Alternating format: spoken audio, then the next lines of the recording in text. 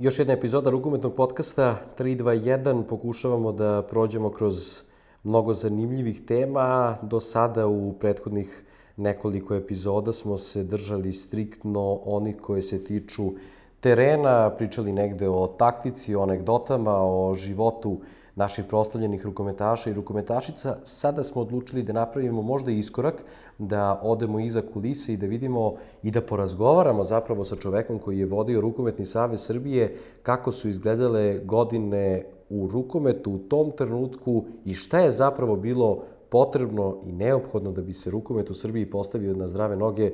Gospodin Marjanović, predsjedniče, rekao bi neko u tom periodu, ja ću vam danas poželiti dobrodošlicu i prvo da vas pitam kako ste. Dobro, hvala i hvala na pozivu. Predsjedniče, kažu još uvijek srebrni momci i devojke i to je najdraže onako. Je li to najlepše zapravo Najlepše. što postoji? Rekao sam u najavi, čuli ste, verujem da su godine koje su bile u Rukometnom savezu bile izazovne, ali pouzdano znam da i danas pratite pomno rukomet. Je li grešim?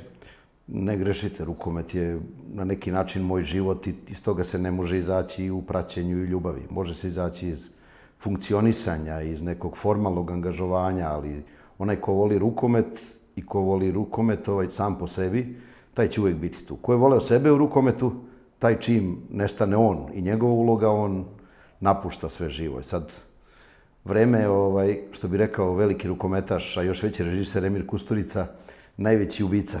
Iako u svojim filmovima često to ima kao motiv.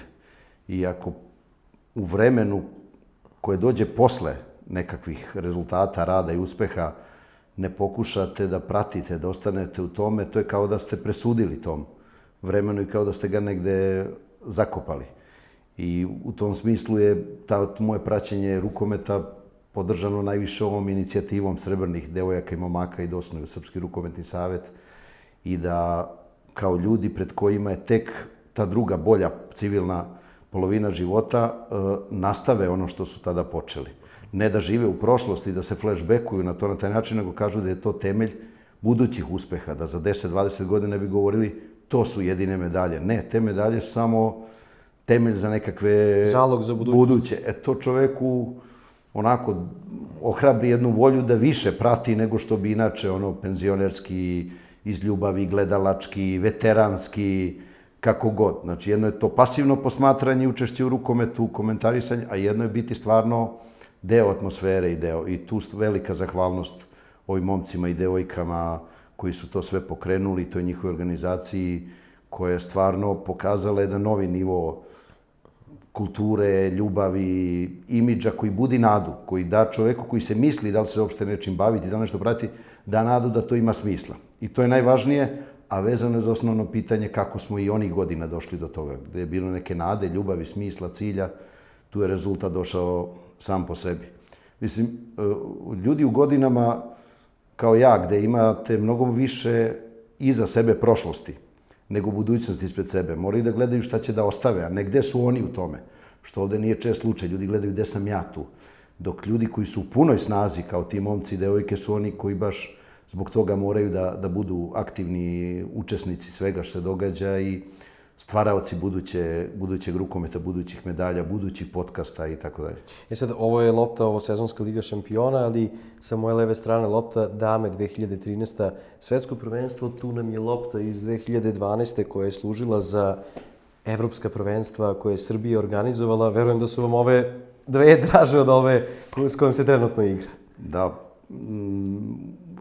ogromna radost što su kompanije kao Select i Adidas uopšte napravile, iako je to sada trend, iako se to često radi, ali da je neko rekao da će Srbija imati svoju loptu u Selectu Adidasu, niko ne bi verovao 2006. Da se sećate kako je tekao dizajn? Ajde, ova je bila možda specifična brendirana za euro, ali ovo svetsko prvenstvo, kako je tekao dizajn? Ko je birao to? Za oba dve, hvala Bogu, uz malu konsultaciju nas, hvala Bogu, radili su ljudi iz Adidasa i Selecta, što je automatski sigurnije. Da je to dato ovde nekom da razmišlja, pitanje bi bilo šta bi se desilo. Nažalost, neka rukometna, pre svega javnost tog vremena i uopšte, samim tim i javnost ukupna u Srbiji. Mi imamo medijsku jednu stvar da neka redovna javnost prati rukomet preko tada rukometnih medija, rukometna rubrika žurnala i sporta. Iako oni nemaju osjećaj za nešto, a uglavnom nemaju već 30 godina, onda i oni ne osjećaju te poruke koje idu odatle. I tako da to uopšte u Srbiji nije propraćeno ni medijski, ni marketinški, ni komercijalno, ni prilivom tih lopti i tako dalje. Mnogi nisu ni uočili da postoje. Oni koji vole, koji znaju, koji se razumeju, ljudi stvarno iz medija su uočili, jer jasna i boja i simbolika i tako dalje. Inače bi to još više ostalo ljudima kao jedna velika i čast. Znači da takve kompanije nešto naprave na imidžu Srbije, to je velika stvar. Sada, 2024. to izgleda kao redovno, ali 2012. i 2013. to nije bio standard, a bila je velika stvar. I hvala im na tome što su to uradili. Očigledno se poklopilo da te lopte budu one sa kojima se srebrne medalje osvajaju. Svi koji znaju kako funkcioniše organizacija, da li je klub, da li je savez, da li je možda i nešto iznad toga, znaju da neće neko reći 2011. na telefon vi organizujete, nego da postoji proces pripreme ili, kako bi to rekli popularno, bidovanja za organizaciju nekog takmičenja, izuzev ženskog evropskog prvenstva za koje znam da je krovna rukometna organizacija u Evropi bila zadovoljna organizacijom muškog, da je bilo odustajanje, pa da je Srbija, ako se ne varamo, ispravit ćete me, dobila organizaciju za dame. Kako teče proces prijave?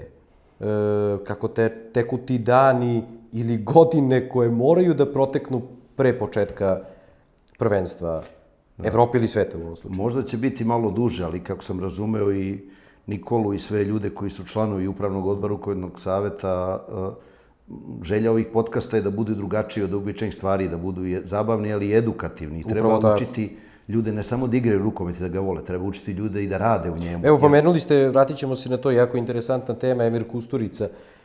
Rekli ste nekadašnji rukometaš, ali i čovek koji je jako zanimljiva ličnost, ne samo na taj način. Jedan od najvećih na svetu. Apsolutno, i verujem obrazovanje u tom smislu da je vrlo bitno, edukacija, čitanje i tako dalje. Reći ćete nam, verujem i o tome, ali me zanima vrlo konkretno, odnosno, kako vi vidite šta je to bilo sve neophodno uložiti, koji napor da bi se došlo do finalnog proizvoda? Uzet ću malo vremena, ali zbog edukacije nije. Ja sam sticajem okolnosti borbe za svoj klub, matični, ne jedan od onih koji sam igrao, nego matični u Banatskom Karlovcu, boreći se za njega, doživeo da u toj tadašnjoj drugoj ligi vidiš da ne funkcioniše ništa od nekakvih pravila, sistema, nego da je sve jedan voluntarizam i odlučivanje na bazi jačeg, boljega. To je još uvek vreme državne zajednice. Delom je to bilo i cena tog vremena. Vide svi da se nešto razdvaja, raspada, ali delom je bila i navika u rukometu. Rukomet nikad nije mario za sistem, za pravila, za procedure, mislilo se najvažnije samo, ne znam, sklopiti ekipu, šutnuti loptu, koga nadvlada, i kroz tu borbu za svoj, taj neki matični klub, a u to vreme sam, koji većinu svog života bio državni službenik, su moji drugari iz Partizana rekli, ajde da nam pomogneš i u Partizanu. I to je bilo vreme kada su u Partizanu bila dva izuzetno moćna i sposobna čoveka, Moma Mandić i Aca Lupšić, dva mega čoveka u smislu ili konekcija, veze i čuda koji su mogli naprave na evropski Partizan. Ali zbog ljudi koji su, nažalost, često prisutni u rukometu iz neke te gmižuće kategorije, oni su dovedeni u jedan sukob koji je bukvalno uništio Partizan te godine. Znači, tako uništen Partizan je ostao bez vođenja i svi mi koji smo bili oko njega tu prethodnu godinu na toj čuvenoj utakmici u Zagrebu, koji je veliki iskorak Partizana koji tada može, koji je u rangu sa Zagrebom, koji na gol ispada, ta ekipa okupljena ljudi oko kluba kaže pa mora neko da preuzme vođenje kluba i mi smo krenuli to da vodimo. I taman kreneš da praviš taj Partizan, suočiš se s tim da iste probleme koje ima Banatski Karlovac ima i Partizan, što ljudi treba da razumeju i ovde. Svih 300 klubova imaju isti problem ako nisu stvari uređene.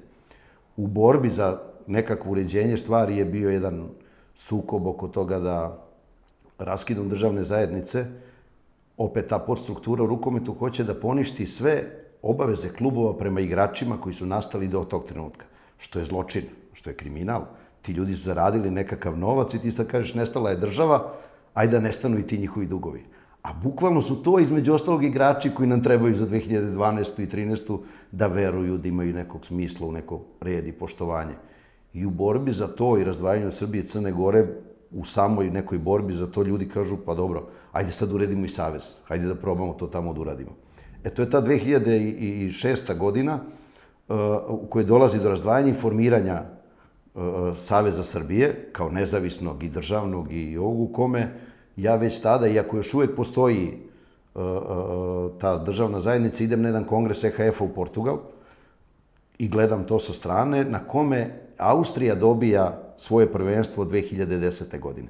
Pošto otprilike nekoliko godina ranije se tada dobijalo odlukama kongresa glasanjem. Ali sam gledajući taj kongres i način glasanja i odlučivanja, gde sve države glasaju u to vreme, kasnije izvršni savjet video da na tom terenu postoji isto utakmica.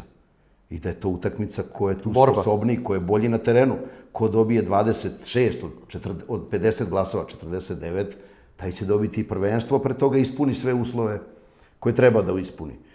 I znajući tada iz praćenja i svog kluba i celog rukometa da imamo potencijale u dve medaljne selekcije, znači ova 80. 81. drugo i ova 85. 6. četvrto, svejedno, da zbir te dve selekcije daje kvalitet koji može doneti medalju i da treba vreme da to sazri, mi smo odabrali da se kandidujemo za 2012. godinu. Pričate o periodu gde su juniori osvajali pod vođstvom Vujovića medalje. To su rezultati na koje se morate osloniti. Kao što ja govorim da se neko mora osloniti na ove medalje. Kao što je sadašnji razvoj mora biti oslonjen na Kosovu generaciju, da je tako nazovemo, ili na neke te momke i devojke, pa izračunaš kada će doći do pune zrelosti, kada će napuniti po 100-200 utakmica za selekciju. Pokojni profesor Pokrajac je rekao, kad sam ja 2008. rekao da ćemo uzeti medalje 2012. i 2013. javno, znači rekao, imamo predsjednika koji baca pasulj. Pa to nikakvo bacanje pasulja nije bilo, to je bila jedna analitika koja se pokazala tačnom, naravno, ne iz gatanja, nego iz analize realnih resursa, mogućnosti i nekog puta, strategije, taktike, metoda i operative. I mi smo i odabrali da konkurišemo za 2012. pre svega mušku. U toj kandidaturi koja je krenula 2006. godine sa pripremama, uspeli da dobijemo podrške svih državnih organa. S ministarstvom išlo lakše jer smo uz Fudbalski savez i tada gospodina Terzića, ja sam bio drugi čovjek koji pokrenuo da imamo Ministarstvo sporta. Državna zajednica imala, Srbija ova nova nije imala, mi smo pokrenuli inicijativu i uspeli da izboksujemo uz ostale, dobijemo Ministarstvo sporta, koje ti je mnogo veliki pomoćnik u svemu tome. I dobili smo ministarku Snežanu Samardžić-Marković, koja je jedna stvarno osoba koja veze sa sportom nemali, koja je toliko uradila za sport i za nas da je to neverovatno. Ni na kakvoj bazi ličnih odnosa, političkih, ne na bazi toga što je postavljala stvari jednako kao mi. I ona je žena koja je stala odmah iza te kandidature, iako je složena situacija bila u državi, više partija, vlasti, mi nismo ničiji, što je problem, jer smo rukometni. Znači, moje nije da budem nečiji, nego da budem rukometni. Ali smo uspeli od 4 grada dobijemo podrške upornošću, znanjem, vezama, pritiskom. Uspeli smo da postavimo jednu kandidaturu u kojoj u Srbiji skoro niko nije verovao, u EHF-u su bili vrlo skeptični, jer su nama protiv kandidati u završnici bili Nemačka i Francuska. Znači, nema ko dalje, nema ko jači. Mi nismo igrali tu protiv, ne znam ni ja, Albanije, nego protiv Nemačke i Francuske. Ali smo i mudro lobirali, jedan deo ljudi, Boža Đurković kao generalni sekretar i njegovi ljudi iz kancelarije kroz tu podstrukturu EHF-a, mi kroz neke međunarodne, ministarka kroz neke njene nordijske veze.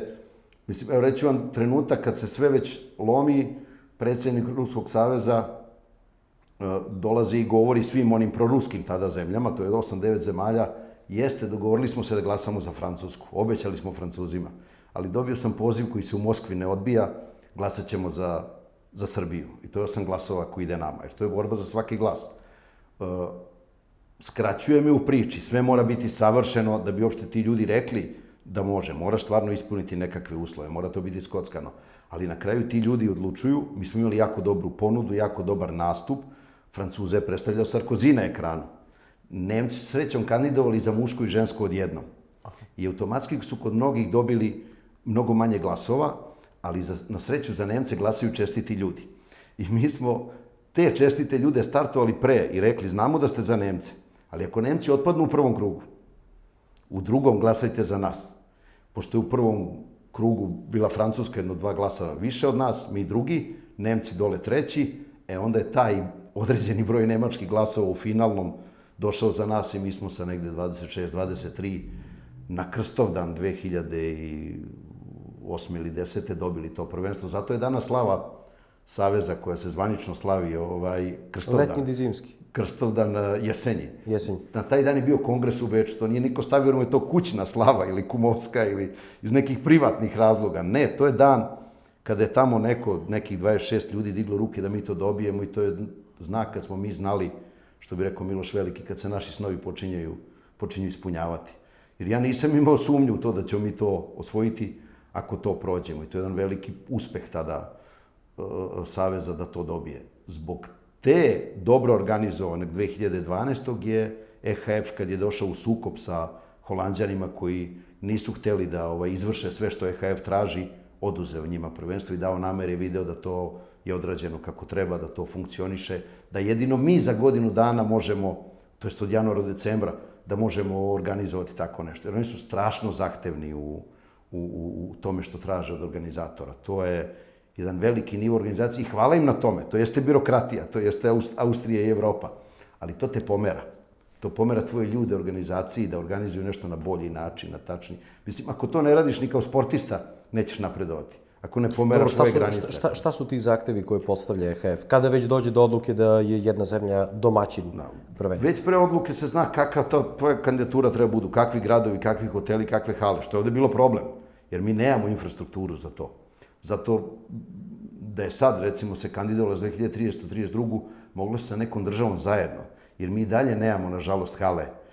Kao što je Hrvatska je za svetsko prvenstvo napravila 7 ili 8 hala.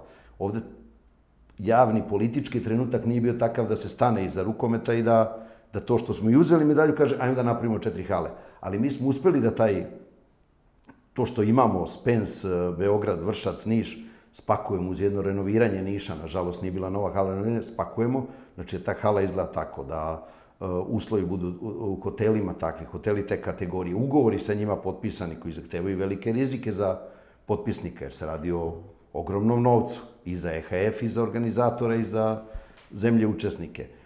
Procedure koje moraju biti savršene, boje, mislim tu ne možeš staviti draperiju, flašicu na stranu kako ne treba i kako ti nije rečeno, broj ljudi koji učestvuje, broj volontera koji mora biti u hiljadama, broj profesionalaca, znači užasno su visoki standardi i to je ono što i pomera EHF u ovim Final Fourovima, svetskim i evropskim prvenstvima, od te gledanosti i taj rast. To jeste teško za zemlje u razvoju i zato često zemlje u razvoju ne konkurišu, jer znaju da ne mogu to da zadovolje. Ali ja bih ohrabrio uvek da konkurišu. Mislim, ko nije hrabar, nikad neće ništa uraditi. To je put do 2012. onaj organizacioni, ne ovaj igrački ili trenerski je vodio kroz jednu takvu tešku kandidaturu protiv dve najveće velesile. Mi smo tada istovremeno krenuli za žene na svetsko. Cilj je bio svetsko 2013. jer su ženska selekcija nešto mlađa od muške. Znači, to je 88, 9, 90... 7, 9, ne znam, od Andreja, Kristina, a ovamo 91. drugo koje već smo osvojili medalju za njih, mislim, juniorsku, kadetsku, na evropskom prvenstvu i to je bila Cvina, recimo, generacija. I opet isti koncept, ajmo da spojimo dve potentne generacije u jednu i da gađamo 2013. i posle. Da 2013. bude da probamo da osvojimo, ja sam verovao da osvojit ćemo, ali ako ne osvojimo, jer one mogu duže da traju. To je bila ideja, da one traju 2013, 16, 20, po godinama su to i mogle. I tu 2013. smo gađali, samo što je proces dobijanja drugačiji. Tamo nema kongresa, tamo je predsednik Hasan Mustafa, jedna onako autoritarna ličnost, ispravna, koja nas jako voli i koji nije uticao na izvršni njihov komitet da glasa za nekog drugog. Imali smo Španiju, Tursku i Južnu Koreju za protivnike. Špance smo isključili razmenom kandidatura, da mi ne idemo na 2013. muško, nego da ih podržimo. Mislim, tu morate sve vreme igrati taj taktički rat sa njima. Mi nećemo biti protiv kandidati, vi nas podržite ovde. Tako smo sa većinom zemalja koji su bili. Na kraju smo ostali mi i Koreja i tu ima sad ta anegdota čuvena u Niederwirzbach, gde je u Herzogenauer sedište Adidasa, gde je sastanak izvršnog komiteta o kome se to odlučuje, smo otišli sami Mazlan Džamilovski, svi igrači znaju ko je po tim njegovim transfer operacijama u Rukometnom savezu, sami. Jer nije bilo razumevanja čak ni u savezu. Kao što je za ovo prvo bilo straha, ali kad se ušlo, svi su odigrali svoju ulogu, kompletna ekipa. Ovde je bilo strah, svetsko je neizvesnije i finansijski, organizacijon, rezultatski, i da li ćemo dobiti, nemoj da se brukamo. Mi smo otišli tamo, predsjednik Korejskog saveza je potpredsjednik Samsunga. Znači, došli su njih 15 u crnim modelima, kao iz filmova tih godina, sa 3D projekcijom, koji su uradili prikaz njihovih nominacija, njihovih država u Koreji ili regiona, federalnih jedinica, koje se takmiče da oni budu baš te koji dobiju. Fascinacija. A mi smo došli sa laptopom koji nije funkcionisao i koji je Maza u trenutku kad pušta svoju prezentaciju, koja je onako bila dosta amaterski napravljena, laptop ne radi, a on uzima od Koreanca njegov, skida kabel, stavlja unutra samo show must go on. Znači da mi stavimo tu što smo stavili prezentaciju, jer smo znali da imamo podršku, jer je sastav IHF-a je takav da su svi kontinenti unutra. A ja sam probao od ulaska u te međunarodne forume da sa tim ljudima iz Afrike i Azije imam dobre kontakte, jer njihova Evropa, podignuta, ponosna, gorda, nije nekako uvažavala kad to dođe. Sedeli su Skandinavcima, Balkanci Balkancima, Nemci, tako nekako svojima, a ove ljude neko nije uvažavao. Ja sam sve vreme provodio sa njima, moja generacija ima tradiciju nesvrstanih i oni su ljudi koji su razumeli nas i recimo, a maltene imaju većinu skoro. I oni su naravno digli ruke za nas, predsjednik Mustafa je to podržavao, nije hteo da se meša, da zalegne za Koreju ili za, ne znam, Tursku, Španiju, koga god, ali Koreja je bila ta posljednja i mi smo to dobili, što je posle 2012. Donelo i novi uspeh, novi novac, nova prvenstva smo zaradili novac, od toga kupili prostorije u kojima sedi Savez, jer je Savez bio beskućnik kad sam ja došao. Znači, to je Obilićev venac, potkrovlje, ja nikad nisam ušao tamo, nisam imao kancelariju, jer mi je trebalo, jer ono čime se bavim u životu, mi je davalo te resurse na drugoj strani, ali i da dođe nekakav drugi predsjednik nije imao gde da sedi, to stvarno nisu bili uslovi za život i rad. Mi smo, zahvaljujući 2012. i 2013. u sve druge benefite tih kupili i te prostorije i uradili mnogo šta drugog, da sad imamo nešto što priliči nekom savezu da je napred. U budućnosti možda treba napraviti još jednu halu, trenažni centar, i to je zaokruženo. Zaokružene su te formalni pokazatelji 2012-2013. Znači, evo, rekli smo prostorije, rekli smo, eto, taj neki datum. Znak je promenjen 2012-2013, da nije arhaična neka lopta sa 4 prsta iz 49. nego je ovaj moderni, stvarno jedan dobar simbol Saveza i masa tih sitnih stvari koje će ostaviti trag u vremenu i na kome ovo treba graditi. I čak je javnost bila dosta, mislim da je u žurnalu bio članak kad smo otišli u Austriju, otišli da izgube, nisu pitali nas kako da se kandiduju tamo, mislim što stvarno, ja razumem te ljude, ali ne vidim ni jedan njihov životni rad u oblasti u kojoj se tu radi, da bi razumeli. Ja sam sa medijima imao odnos gde bukvalno za 8 godina nijedan novinar nije pozvan, nikom nije prećeno, nikom nije slat nikakav dopis, ni na što se njima usvađi, ništa od onog što je zabranjeno u normalnim zemljama raditi, jedno uvažavanje veliko. Sednice svih skupština upravnih odbora otvoreno. Čak i na ove stvari nisam reagovao, ali mi ljudski ne odgovara ako neko govori o onome što ne zna. Jer jedno je teren, jedno je izveštaj o utakmici, jedno je izveštaj o događanjima klubne saveza, a drugo je priča o organizaciji, o pravilima, o ekonomiji. Zato stvarno moraš biti stručan, imaš nekakve referencije, o tome govoriš. Mi odlazimo, recimo, dobijemo ovo prvenstvo, gde u EHF-u pokazuju članak otišli da izgube ili ne znam nije. Nisu nas pitali kako da se kandiduju. A ti ljudi žive u 84. i uopšte ne znaju kako se to tamo radi. Oni ne znaju šta je jedan novi EHF, jer pad Berlinskog zida je promenio ceo sveta, promenio i rukomet. Znači, to je do tada jedan sport jakog istoka, strašnih istočne Nemačke, Rumunije, Mađarske, sport koji se igra na jedan drugi način, atletski, užasne discipline, tog pristupa. I onda 90-2000, prelazni period 2000, eksplozija zapadne Evrope, gde ono... Sa Šveđanima i novom generacijom. Nemci na milion igrača, Danci na 600.000, Francuzi na 500-600.000, ostali Skandinavi 150.000, dolazi do popularizacije, uvode se ova podloga, ne igra se na terenu sa 600 linija, publika postaje centralna, mediji postaju centralni, naravno to ponekad trpi igrači, igra, ali dolazi do te eksplozije u odnosu na to šta je bilo. Ne u odnosu na to šta bi mi hteli, ali u odnosu na to šta je bilo. A ljudi ovde su ostali šta smo mi bili nekad. I nisu ni mogli da razumeju tokove, ni šta se događa u EHF-u, ni IHF-u, ni kako s njima treba sarađivati. Oni su očekivali da neko iz Beča ili Bazela dođe u Beograd, jer je Beograd, ne znam, sedište zlatne reprezentacije iz ne znam kada. Da, to je bila Jugoslavija i to je bilo pre 30 godina. To ne postoji. Mi smo startovali kao Srbija, kao 49. zemlja na rang listi. I to je činjenica. Niko nije rekao vi ste bili zlatni 84. ili bilo kada. Ne, ti si 49. nova si federacija. Država je odlučila da krene sve od početka, rekla da nije, mi smo 49.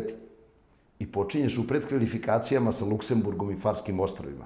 Ne odlaziš ti na kvalifikacije ni na prvenstvo kao velika zemlja. I mi smo rekli to je realnost. Tako moram raditi. Nema priče šta smo bili nekad.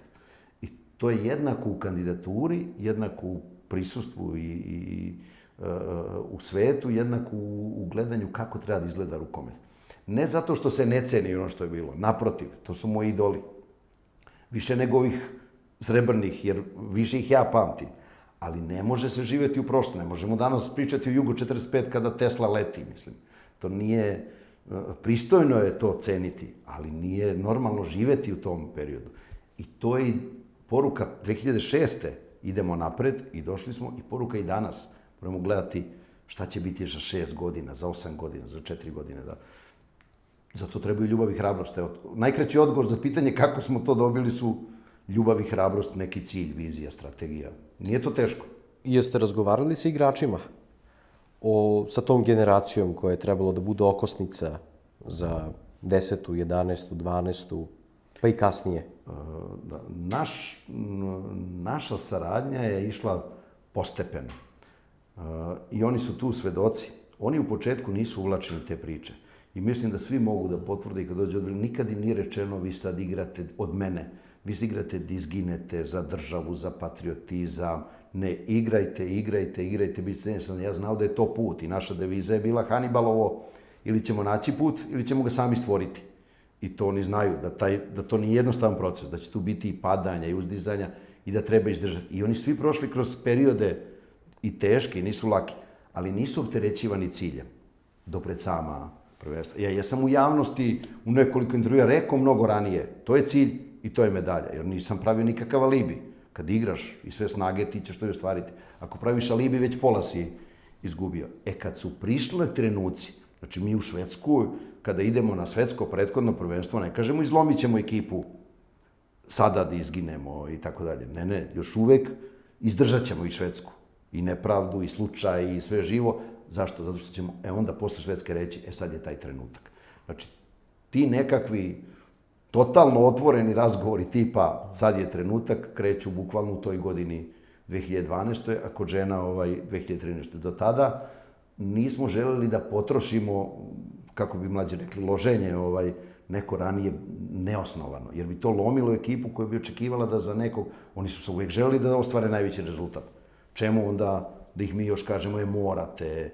Zbog toga sam ja kritikovan često. Mi pođemo pred neko prvenstvo, ja kažem cilj je da prođemo grupu ljudi koji iz nekih ranijih medaljnih sredstva kažu kako to može da se ide na prvenstvo, a da se ne ide na medalja. Pa da, to treba da slomimo ljude pre onoga za šta ih spremamo. Znači, to nije odraz njihove loše namere, nego neznanja o stvarima mimo rukometa, o tome šta znači nekakav vremenski vektor, šta znači resursi, šta znači upravljanje resursima i tako dalje. Znači, oni nisu, ni muškarci, ni žene, opterećivani.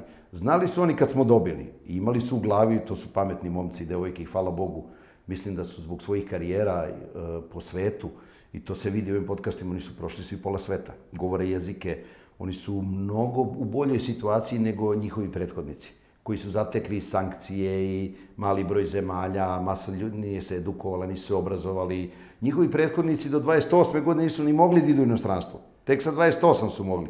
Ovo su momci i devojke koji su otišli u inostranstvo, puno naučili, postali kulturni, fini, vaspitani. Uzeli te Evrope najbolje, a vidjeli i ono što ne valja. I to je, uz to što je bilo dobro za medalju, dobro i za budućnost ovog rukometa. To su ljudi adekvatni u ovom vremenu.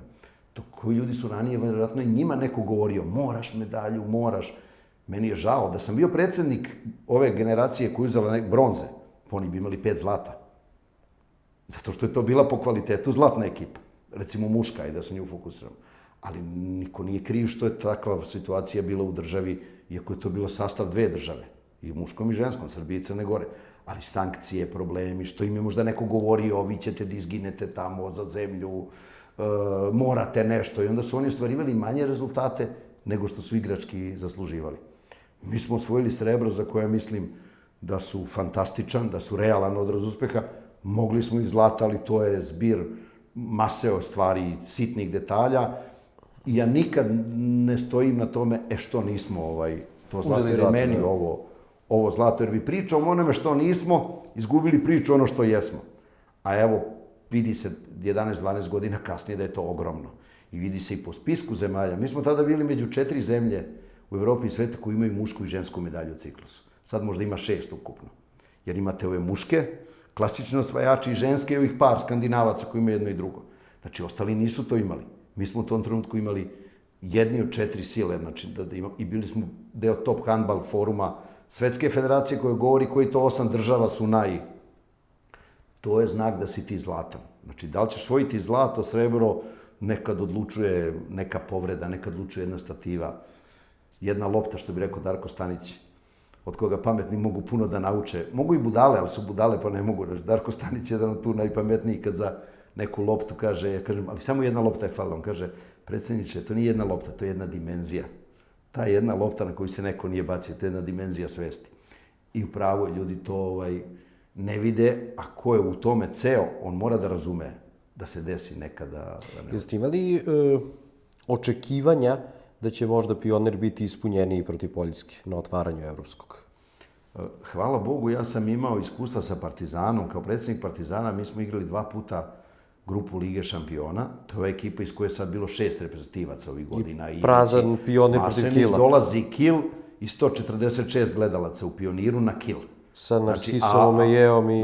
Da, najjači Kil ikada, sa Momirom Milićem koji razočaran i kaže pa kako ćemo mi u ovome da igramo prvenstvo, to je recimo, ne znam, 2011-12, kako ćemo da igramo prvenstvo, gledajte za jedan Kil, dođe toliko gledalaca. I to je jedna od samo 2 utakmice, možda smo igrali u Pioniru, jer smo odlukom gradskih vlasti isterani u Vršac i Niš. I to iskustvo i realnost sa čim raspolažeš, uvijek moraš biti realan. Dobre namere su jedno, ali realnost i u medicini i u državnim poslovima i rukometu mora biti realnost, da to može biti problem, da je naš imidž takav, da su neki rezultati u tom periodu takvi i ono što te pripremi na to. Zato smo i krenuli iz Pionira. Zato nije krenuto iz arene. Ali smo znali da ćemo se izboriti. I meni je sa 150 protiv Kila na jedno 3000 ili 2,5, ne znam nija koliko je bilo na prvoj utakmici, još i super. Pogotovo kad smo pobedili, tad smo znali da se zakotrljaju. Srbi su takvi, kad ide dobro, svi su tu, kad ide loše. Sutra neće biti nikog, bila bi prazna hala, ali smo se spremili na to. Dobro, ali bili ste svesni, to hoću da vas pitam, bili ste svesni da neke rezultatske stvari pre toga nisu bile idealne i neće pozvati publiku de facto? I rezultatske, a i naš imidž, to nije moralo da bude. Imamo mi druge stvari gde isto nema nekad rezultata, ali se popuni zato što neki deo društva, medija, politike, stoji jet seta, što ja zovem pežorativno, stane iza toga pa se to proglasi mega događajem. Ovde si onako dosta, baš zbog onoga nismo ničiji u nekom političkom ili ličnom smislu, je bilo nešto i plus zbog toga što recimo vi imate, ja to otvoreno uvek govorim, ja bih košarkaškim novinarima digao spomenike. Znači, oni za svoj sport uradili često više od trenera i od košarkaša. Sve je sjajno, sve je bajno. 2005. Jugoslavija ispadne kao domaćin iz prvog kruga, ne prođe u drugi krug. Ma sve je sjajno i bajno. Idemo dalje, pravimo.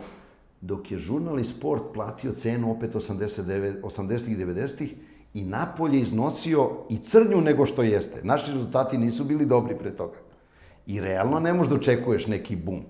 Ali je imidž bio gori od rezultata. Zato što je početak i kraj bio taj jedan ciklus, pre svega žurnala i sporta, a iz njega su čitali drugi mediji.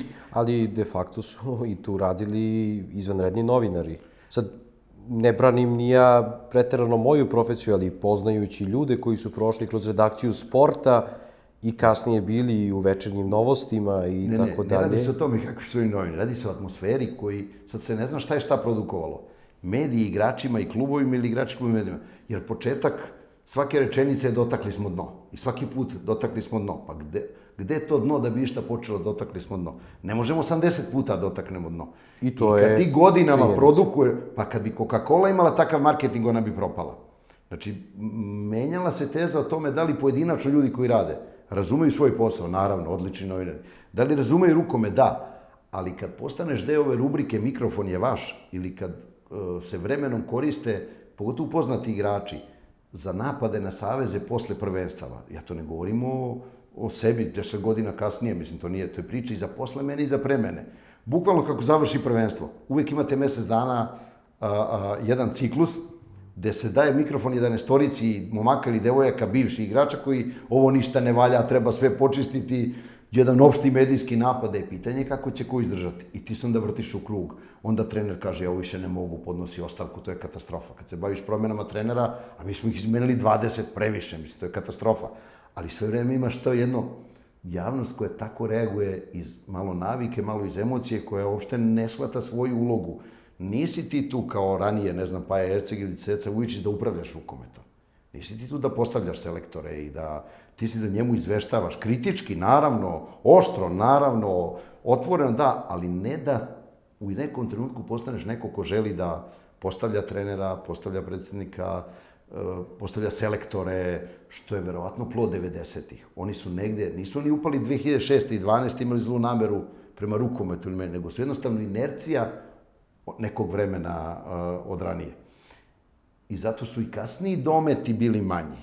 Znači, od eksplozije 2012-13. gde to gleda 2.700.000 ljudi plus Republika Srpska, ti kad želiš sad ne možeš ni da valorizuješ to, jer nisi ostale spremio na to, jer u Blicu, tadašnjem Kuriru, B92, oni ujutru ljudi čitaju prvo Kurir i žurnal, prvo Sport i žurnal, je li tako? I kako vide tamo da je atmosfera u rukometu, računaju ti ljudi su u materiji, oni znaju o čemu se radi i tako i prenose. Najčešće to nije bilo tako.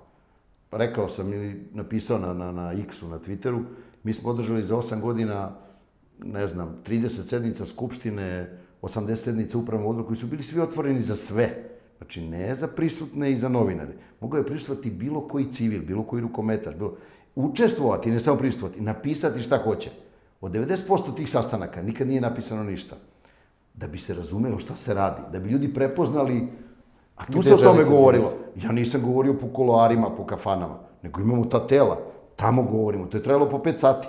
Niko nije bio isto mišljen, tu sedeli Jovica Elezović, Crnić, Dragica Đurić, velika imena, znači, svi su, znači, nema ništa ispod, a oni su navikli da se rukometna politika vodi u kafiću, u kafani, Banjica, Šumice, Spens, nije bitno naziv objekta, ali da tu negde ja s nekim nešto smuljam i kad ti kažeš ljudi dođite ovde kao novinari. Zato smo bolje članke imali u Politici, u Novostima, u tim ozbiljnim medijima gde je bilo ljudi koji su to odlično pratili. Znači, zato što nisu bili inficirani ovim delom. I jedan od zadataka budućeg vremena, ako bude postojalo, jer je pitanje kako sad mediji promenili, nema to više taj značaj. Ovo sad nekome deluje smešno da mi pričamo o sportu koji ne postoji ili o žurnalu koji... Nažalost, sport. Nažalost, ali više kao mediji, da, ne postoji. Znači, nažalost, ljudima je to, ali u tom trenutku to je bilo, neko je navikao pre mene kad izađu ti članci gotovi i selektor i predsjednik. Ja mislim da su 98. 9. 2000. tako i menjani, da su ti ljudi tako tu i stavljani. Jer taj period sam pratio i kao igrač i kao, ajde da kažem, državni službenik. Nisam bio akter pa da govorim o tome. Za budućnost je bitno, i tu je nama Arena napravila jedini prozor u svet. Jedino gde si ti bez tih glupih, nikakvih, nerezultatskih rukometnih priča mogao izaći i vidjeti šta se tog trenutka događa u svetu rukometa je bila prenosi kada su uvedeni na Arenu. To je bio spas. Inače, dotad bi ljudi čitajući to mislili da smo još u 84. 88. i 90. ne znam, 99.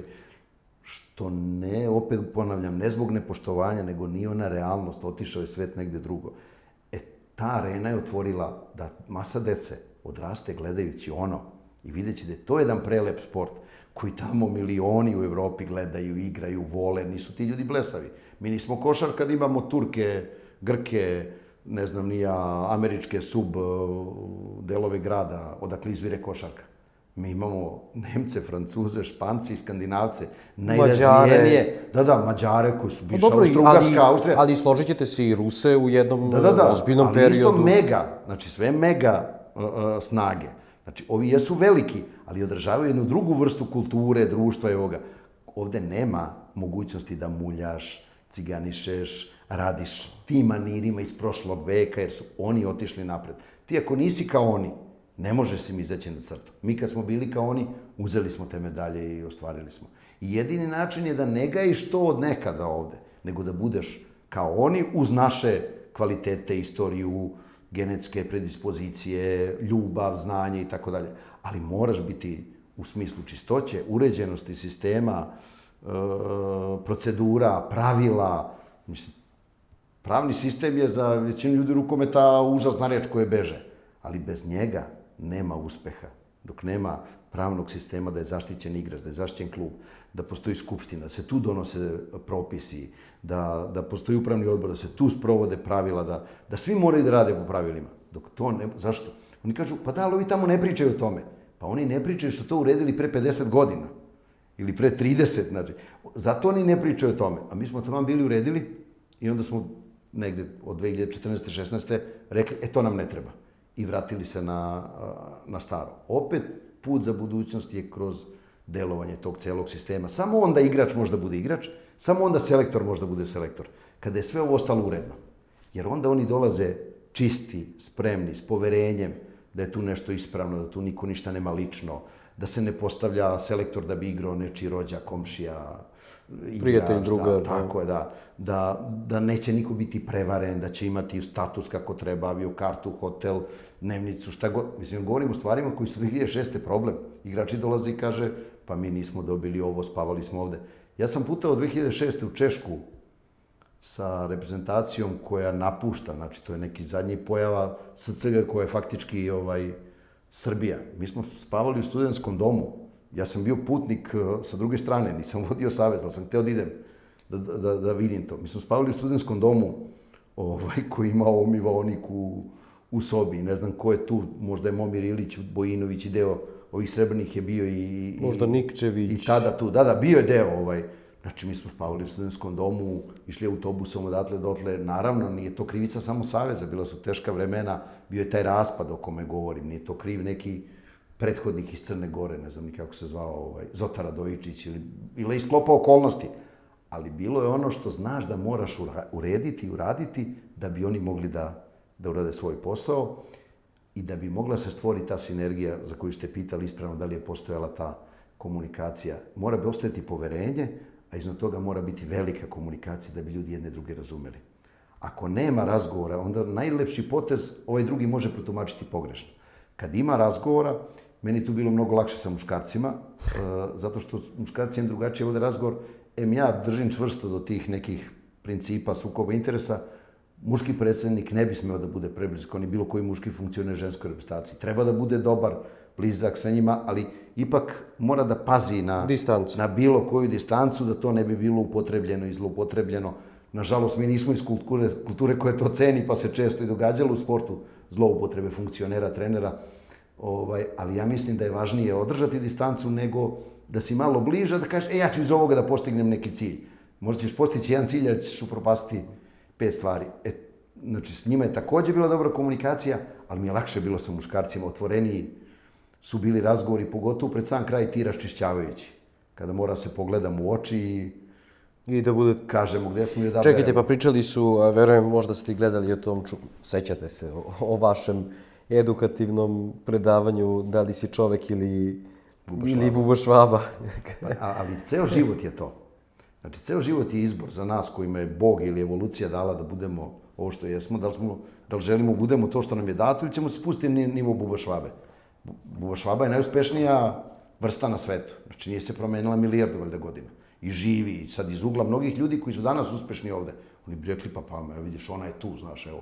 Kao mnogi što nešto obavljaju sad i kažu, on je pametan, kao. Pametan je što je na svaki način uzeo nešto, a šta je uradio s tim? Ništa. I Buba Švabe stvarno su tako gledano ispred, ali šta su one doprinele?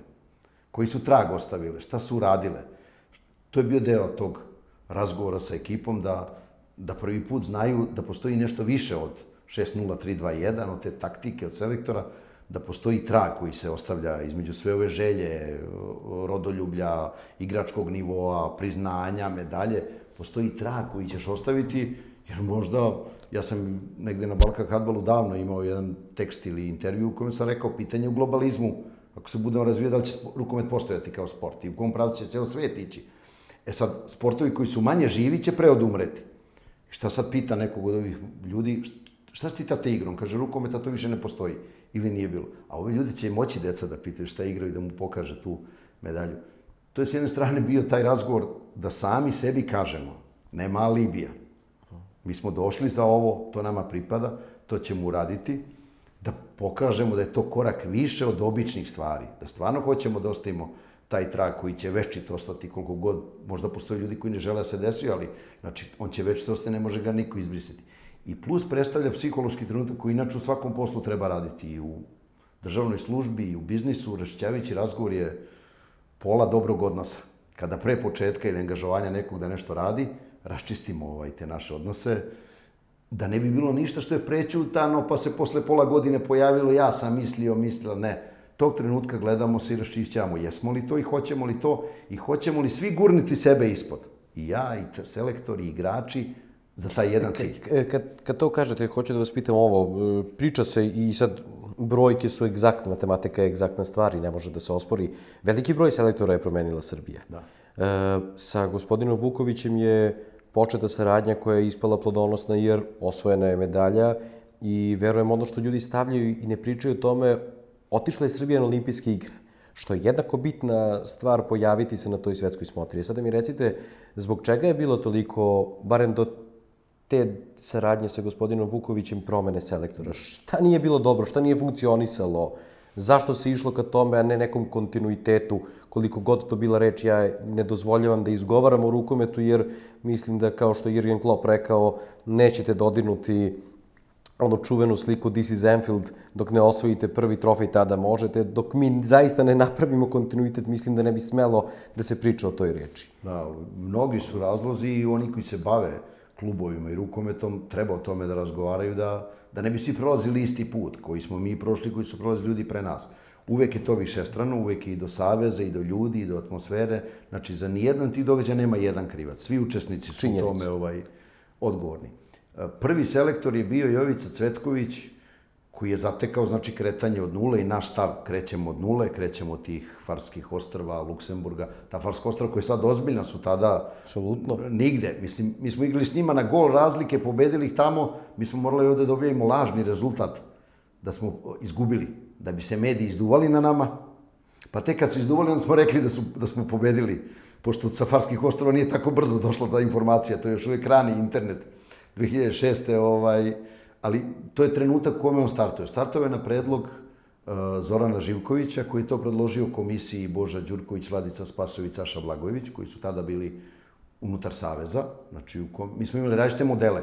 U nekom trenutku je trenerska zajednica predlagala, u nekom te stručne komisije i tako dalje. Znači, Jovica Cvetković izabran na predlog te komisije, dobio našu podršku i krenuo jednom velikom energijom. Znači, on je čovek koji stvarno ima energiju i ljubav, ogromnu, i igrač je bio vrhunski, on je onaj začin koji je doprineo da Plastika osvoji onaj kup šampiona, jer je Mirko Bašić rekao predsjedniku kluba u noći prethodnog gubljenja, to je divan film Vukov o Šapcu, kada u noći gubljenja prve mogućnosti titule, pa kaže šta nam još fali, pokojni njihov predsjednik, a Bašić kaže fali nam još Jovica Cvetković, već ujutru Jovica bio u Šapcu. To je taj, nekad, kad sve napraviš, tek onda vidiš da ti fali još neka stvar. Zato je to ciklus. Treba stalno nadokređivati. Ne treba... I Jovica je doneo tu energiju koju ima i kao igrač, jednu veliku iskrenu nameru i našu želju da bude 2012. godine. On je, recimo, strašno zaslužan za vraćanje Darka Stanića. Znači, on je pitao mene direktno, sporno je Darko imao tu aferu sa korišćenjem dozvoljenih sredstava, biće udar medijski i drugi na nas, hoćete li stati iza mene? Mislim, Darka, znam sa utakmice da je odbranio 28 lopti Partizanu u Šumicama ili 29, mislim, kad to vidiš, a znao sam ga od malena, jer jedna moja generacija dece koju sam ja trenirao bila sa njim u nekoj konkurenciji, znam da je čovjek koji može sve. Ja kažem, je li on taj? Jeste, staćemo. i da nije on tako stao i da mi nismo podržali njegovu inicijativu, mi ne bismo imali ni Darka i pitanje je onda i medalje, jer često govorim devojka i momci, nemojte da gledate nekog u celom ovom skupu. Da li je moglo ovo ili ono. Možda bilo koju ciglu da izvadimo iz tog bilo bi zida, gore. možda bi se raspalo. Znači, ne znamo mi, možda mi od te cigle želimo da nam bude bolja cigla, ali možda bez te cigle ne bi ni došli do ovde. Recimo, Darko je Jovicina zasluga. Oslanjanje na tu jednu ekipu koja je bila u Zvezdi, Manojlo, Nikac, Vučko, je takođe negde želja i podudaranje njegovo, jer je on bio sa Ivićem u paru, Ivić je vodio njih u jednom trenutku i tako dalje. I on je krenuo to dobro, mi smo zatekli neplasmane. Znači, zatekli smo Norvešku, gde se prethodna Jugoslavija nije plasirala. Zatekli smo kvalifikacije svetskog prvenstva sa Islandom, koje gubimo za gol. A Island u tom trenutku i sve do 2012. vele sila. Znači, za gol, niko ti to ne prašta. I dolaze udari. Sad, više njega. Većina ovih medijskih napada o kojima sam govorio posle prvenstava nisu realna opcija, nego postoji 5 ljudi koji bi da budu selektori ili da nečim upravljaju, oni bi da napadnu prethodnog i da možda oni budu to. To je... Kako Jovica, recimo, to izgubi od Islanda, on kreću ti napadi i tako dalje. Sve je to izdržano. I otišli smo u tu Hrvatsku, 2009. gde je odigrano jedno od najboljih poluvremena sa Dancima. Prvo poluvreme, mislim, 7 razlike, to je bila kazna ekspedicija uz tu jednu Jovicinu, super brzu igru, kako je on gajio i tako dalje, uz ekipu igra. Nikcu, mislim, puca tetiva, ključni trenutak u poluvremenu. Mislim da je Ratko Nikolić morao da igra drugo poluvreme, krilo levo, i još nam Besen ili Bojsen svejedno daje gol u poslednjoj sekundi.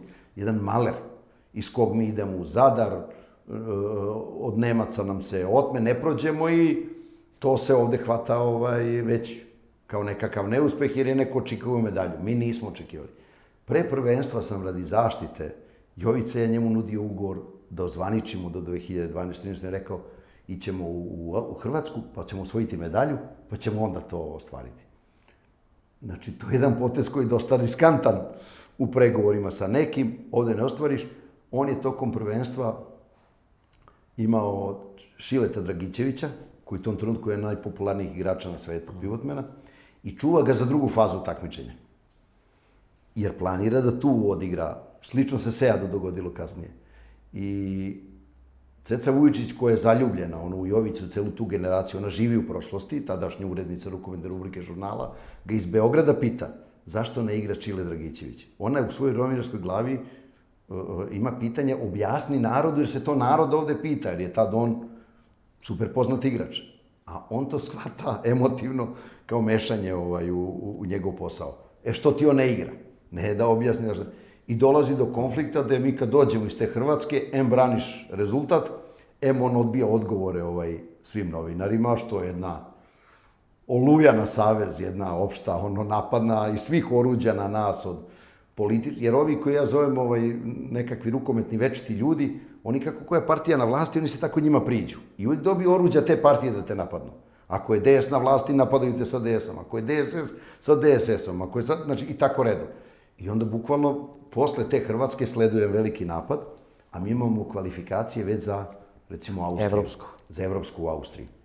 I igramo jako teško s Talijanima, nešto gubimo s Šveđacima, a Jovici izlazi u junu ugovor i u junu kad mu istekao ugovor, iz te situacije ti ne možeš dalje. Ti ne možeš braniti gde je već sa igračima, dok prvenstva došao problem, gde je sa medijima problem koji će te satrti.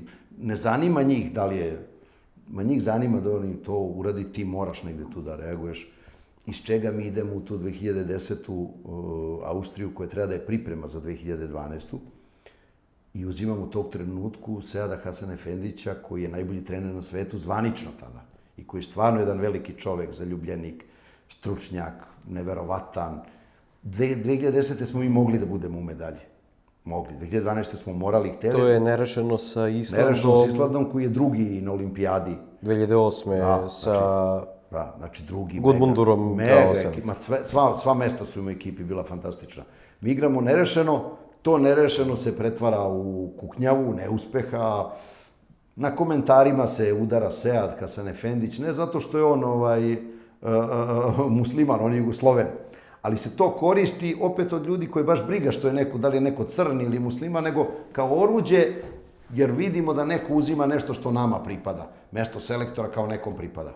A to je jedan takav čovjek, takav stručnjak, takav rukometni velikan, čovjek koji je stvorio Šabac pre medalja, koji je oformio tu ekipu, čovjek koji sa Sarajevom osvojio titulu, recimo, čovjek koji u svetu viđen i fantastični zaljubljenik, ali niko ne kaže da se Marko Vujin povredio na Balatnom kupu kada pobeđujemo Rumune i Mađare 15 razlike, da se Perić povredio i da onda umjesto para Perić-Stanić imamo Perića koji je tu, a nije tu. Da nije tu i koji Staniću kakav jeste i smeta, pa promašimo neke lopte, imamo češki par sudija koji nas protiv odvali kad je trebalo, kojima je tada početak, sad su oni među najboljim sudijama. Ne bih se složio, ali nema veze, i dalje mislim da imaju Novotnji, Novotnji. Tako je, tada nas su sve naše greške oderu i Sead posle tog prvenstva kaže, pošto tako jedino moramo objasniti ovaj niz,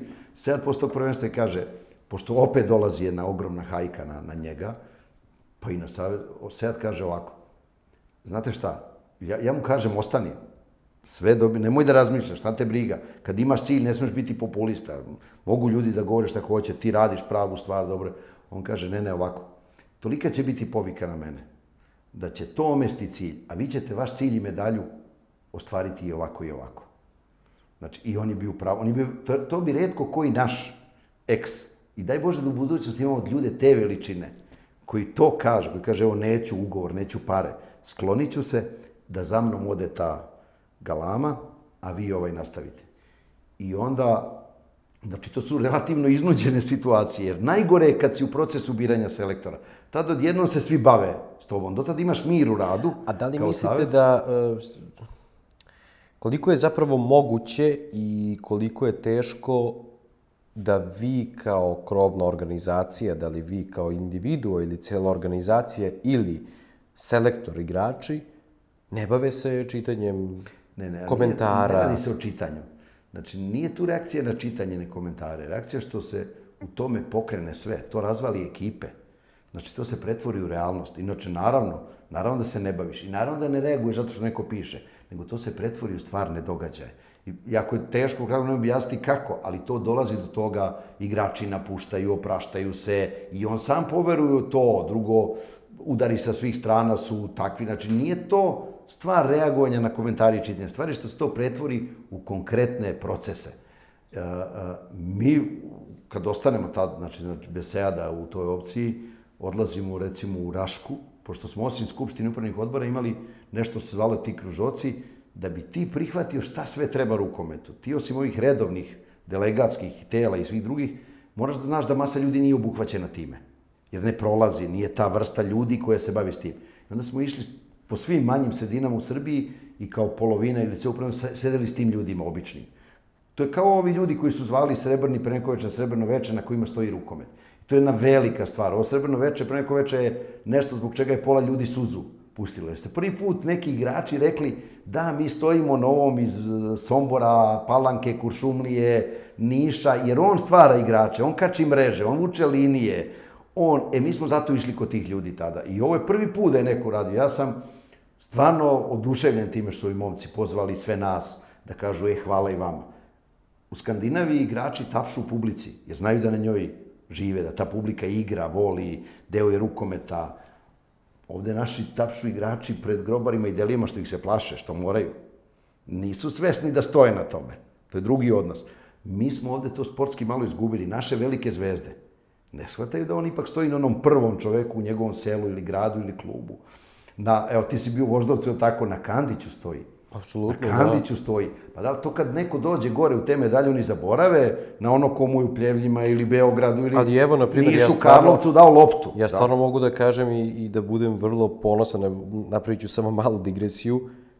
Momci koji su ponikli u tom Voždovcu, a koji su danas reprezentativci, su i dalje vrlo radi da se sete i Kandića i Bojana Ćirića koji je meni bio 10 godina trener. Mislim da nema negde bolje anegdote a doći će jednog dana, Bože zdravlja, Vladimira Cupare, kog se sećam sa priprema iz Dimitrovgrada, gde su oni kao prvi tim, zeznuli su nešto, nisu došli u 12:00, nego u 12:05 i Sale ih je poslao na footing i trčali su jedno sat vremena, ali je jedna osoba ostala, nastavila u 1:30 ujutru da trči, da viče ja ću uspeti. To je bio Vladimir Cupara, koji je posle otišao u Zvezdu, postao kapiten Zvezde i došao u klub i doneo lopte, doneo markere i rekao da je to za momke koji nastavljaju da grade nešto u Voždovcu, jer je njemu Voždovac dao mnogo. Tako da tu se slažemo apsolutno da treba se setiti neko ko je nešto dao da bi uspeo. Zato sam i rekao, ove nove generacije, ne samo srebrne koje zove moje, nego i posle njih, su to boravkom u ovom svetu videle i naučile. Ja govorim da mi imamo sudar sa 2 vremena kad dođu ljudi koji bukvalno tu sve, a njegov klub tamo više ne postoji. Pa idi prvo kao najveći na svetu Šveđanin, pa ode u svoje selo, bude poštar i bude trener. I bude trener u 3. ligi i bude poštar u svom selu. I prvo taj klub u kom je ponikao, pored Göteborga, oživi pa on dalje. Znači, taj odnos da ja ipak živim na tome iz Niša, iz Crvenke, iz, ne znam, Palanke, iz bilo kog Priboja, to je važno tu izgraditi da imaju taj... mi smo tu neku želju imali kao civili, jer smo to znali. Kod igrača je to teže, ovo je prvi put velika ovakva akcija. Ovo što su ovi momci uradili, se ne veče zahvale. Mi smo zato išli na te kružoke i vraćam se na pitanje. Na tom kružoku ljudi iz Raške, Severnog Kosova, Mitrovice, Pazara, okupljeni svi rukometni, u razgovoru o trenutnoj situaciji. Oni isto pitaju ovako, pa kako ovo sa Sedom, pa kako, pa bilo je, pa šta ćemo, pa gde. I neki od njih kažu, znate šta, drugi bi pocenili, ali to je realan stav. Kažu, mi igramo kod kuće, nama treba čovjek sada za ovo prvenstvo. Ne znamo mi za drugo predsjedniče, mi se ne razumemo u to gore, ali za ovo treba neko kome će javnost da veruje, ko je neukaljan, ko je domaći, ne zato što Sead ne valja, nego zato što ne može niko da prigovori da bi to uzdrmalo ekipu, da li neko ima poverenje. I kad su oni dali nekoliko kriterijuma, kakav bi trebao da bude onaj koga tog običnog rukometnog čoveka zadovoljava za 2012.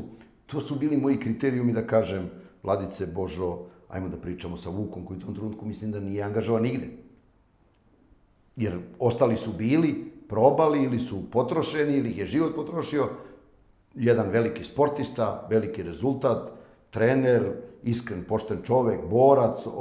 I tako je došlo do Vuka i pokazalo se, znači kroz tu Švedsku koja je bila muka izmena velikih u selektoru Savezu je što svaki ponovo prolaze kroz iste muke, kontinuitet, bez obzira na one divne reči klopove, omogućava da ne prolaziš 2 puta kroz iste greške, nego da sebe menjaš. Mi smo, nažalost, prolazili po 2 puta, ali Vuk je imao tu Švedsku, video gde je on i gde je on, znači taman stigao, video jednom potpuno novo, iako on prati rukomet, iako i u tome, ali stvari su mnogo otišle. Vidi taj turnir sistem i onda je on ispao ono što je vrlo dobro, odlično rešenje, to i pokazala ta medalja, ne samo u tom smislu šta treba da ispunjava, nego i taj njegov pristup da je odbrana ono na čemu baziramo ovo prvenstvo taktički ispravan za taj period. Svi ovi treneri koji nabrajam su imali punu slobodu. Nikome se njih niko ne meša na posao. Ali bi svaki u budućnosti i sada morao da ima veću komunikaciju i sa medijima, i sa igračima, i sa civilima, što ja zovem sve ljude iz klubova ili saveza. A ovde je gajena atmosfera da selektor je takav ako nikog ne šiša 3%. Pa to nije dobar trener. Mi smo u Partizanu osvojili titule i sa Sajom Boškovićem, i sa Sašom Brkovićem i tako dalje, ne govorim. I evo ovde, iako su mnogi imali i sa Vukom problem, da pokažemo, ne, to treba da si deo jednog sistema, deo jednog skupa. Ne ja sam iznad, ja sam jedan, ja sam veći. I kao igrač i kao predsjednik i kao selektor, nego deo sam nečega. I u budućnosti samo ta rešenja će proći. A da je do atmosfere, govori me to da posle negde, osim nekih brzih promjena, znači ja se povukao 2014. recimo, imali smo da je Ljubo Obradović jedini u istoriji u istovremeno selektor i muški i ženske reprezentacije, što je neopisano. Iako je on dobar trener i napravio dobru igru i s muškarcima i sa ženama, ali to nisu rešenja za budućnost, da je Jovica Cvetković ponovo vraća. Ali nakon toga, evo, dobili su ljudi po 3-4 godine. Toni Đerona je odradio skoro ceo mandat. I lepo igramo ovo, ali nisu napravili rezultat ništa bolji nego mi 2008-12. Ali nisu bili izloženi tim udarima. Dobro, imao i postojali su pritici na Tonija Đeronu i stranac i tako dalje, ali evo zaista ja u ono što mogu da potvrdim u radu nisam svedočio 12. 13. 14. novinarski, ali mogu reći da je primjer radi Toni Đerona napravio ne iskorak, ali je imao respekt prema nama, novinarima, a verujem i novinari prema njemu, jer kada god je trebalo on se odazvao. Na kraju dana i kada je bio, ovo je neuspeh poslednje prvenstva reprezentacije. Nije prođena grupa. Ako je neko postavio cilj da prođemo grupu, Srbija nije prošla grupu i to je, moramo se složiti, neuspeh. On je izašao i rekao, nije radilo to i to, ja sam kriv za to i to i mislim da je tu negde dobra stvar što je tako postavljeno i što je urađeno. Kako je rekao, ili kako u filmovima pokazuje Kusturica sa onim strugarskim satom koji melje ljude, vreme najveća ubica. Ovo je vreme novih ljudi. Sada ste I to je vi činjenica. tu. Sada je Toni koji je nova generacija. Toni je inače u srpski rukomet prvi pokušao da dovede Darko Stanić. Kada se je napuštao, kad se povukao s funkcije, kaže, predsjedniče, gde se povlačiš, imamo čoveka koji će ovo ekstra da dovede zato što zna to. I Tonijeva puno uloga bi bila da je ovde bio kao selektor i 24 sata ovde da vodi taj spoj što je radio u Barceloni. Juniore, kadete i ovo sve. Da na taj način napravi niz igranja. Mnogo veća nego što sam ja očekivao realno i po kvalitetu. Ta reprezentacija je sastavljena od mojih igrača iz Partizana. Znači, ja znam da tu ima kvaliteta, ali da on nije toliki da moraš ljude da opteretiš rezultatom. Veća bi još njegov doprinos, jer ovo ipak postoje neki limiti tog kvaliteta. Ima potencijal, ali ima diskutabilnosti, veći još bi njegov bio doprinos da je korišten za ovo. On je noviji, vi ste svi noviji, atmosfera je novija. A 15 godina unazad je izlazak iz jednog SCG. Dobro, tu verujem da postoji Pandorina kutija koja bi se otvarala. Moralo je brže da se menja onda, a nije se moglo brže menjati. Znači, to je sad muka, možda smo mi mogli da uradimo na to, ali ja sam imao stav da ne želim da uređujem medije, ne želim da se bavim medijima. Možda bi oni drugačije radili da je neko s njima napravio nekakve druge aranžmane, novčane, bilo koje, ljudske, političke, ne znam. Ja sam mislio, ne, ja radim svoj posao, mislim, predsjednik Saveza tada i nije bio posao. Ja sam radio svoj posao ceo život. To da je predsjednik Saveza posao uvedeno posle mene, ne znam zašto.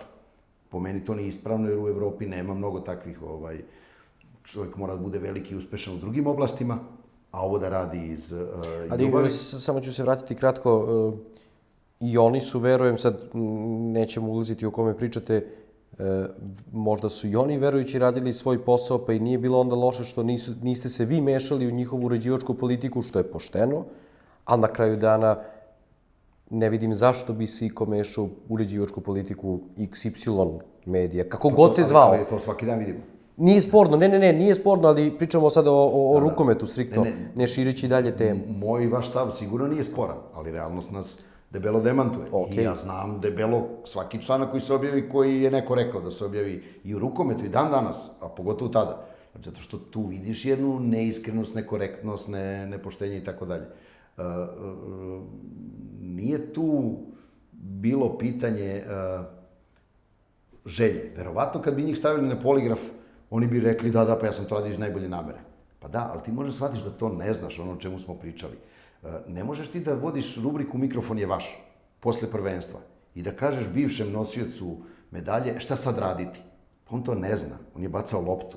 On ne zna šta raditi u organizaciji.